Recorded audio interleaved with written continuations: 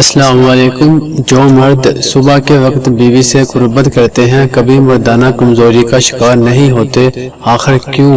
جو مرد صبح کے وقت اپنی بیوی کے ساتھ مباشرت کرتے ہیں وہ لوگ کبھی بھی مردانہ کمزوری کا شکار نہیں ہوتے اور ان کی مردانہ طاقت دن بہ دن بڑھتی رہتی ہے، کیونکہ اس وقت ان کے جسم میں بے پناہ جنسی طاقت موجود ہوتی ہے۔ اس وقت جنسی کمزوری کا شکار افراد بھی بہتر انداز میں قربت کر سکتے ہیں، کیونکہ اریکشن اپنے عروج پر ہوتی ہے۔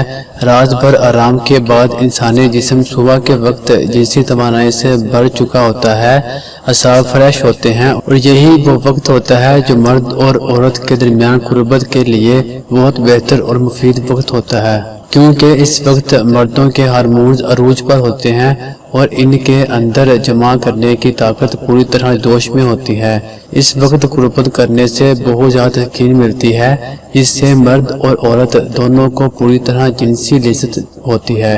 اس وقت جسم کا انگ انگ زندگی کا مزہ لے رہا ہوتا ہے، جبکہ صبح کے وقت جمع کرنے سے آپ لوگوں کی ٹائمنگ میں بھی زیادہ اضافہ ہو جائے گا۔ اس وقت ذہن پر کوئی بوجھ یا پریشانی نہیں ہوتی، اس لیے اس کا پورا دھیان جنسی قربت پر ہوتا ہے۔